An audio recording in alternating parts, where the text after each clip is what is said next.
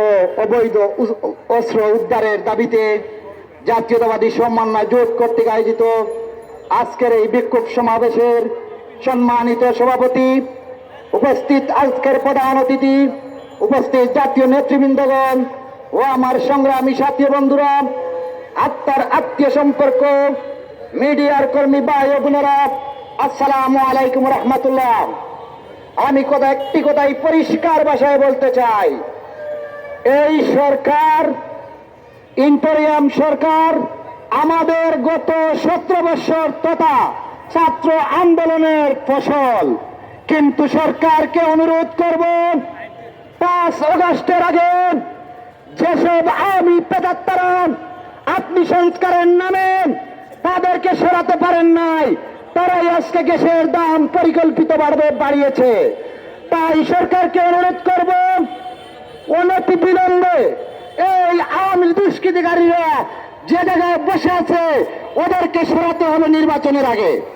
প্রিয় সংগ্রামী সাথী বন্ধুরা, আমি দ্বিতীয় যে কথা বলতে চাই, এদেশ থেকে আওয়ামী লীগ পালিয়েছে।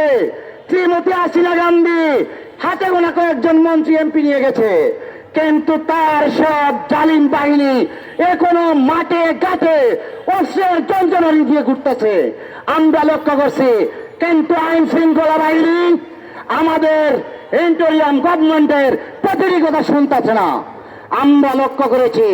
সরকারকে অনুরোধ করব, আপনি অনতি বিলম্বে নির্বাচনের আগে যৌথ বাহিনীর মাধ্যমে এদেশের সকল অবৈধ অস্ত্র উদ্ধার করে 12 তারিখের নির্বাচনকে জনগণের জন্য নিরাপত্তা করে দিতে হবে। নতুবা মনে রাখবেন, নির্বাচন যদি কোন একটা শ্রেণী চাচ্ছে বাম চাল এবং বন্ডল করার জন্য, এটা আমরা বাংলার মাটিতে হতে দিব না।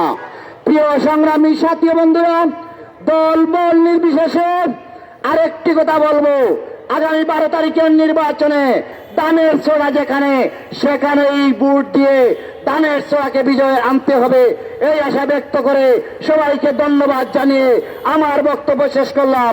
বাংলাদেশ জিন্দাবাদ, বাংলাদেশ নেপ জিন্দাবাদ, জাতীয়তাবাদী সমন্বয় জোট জিন্দাবাদ। সবাইকে ধন্যবাদ। আসসালামু আলাইকুম।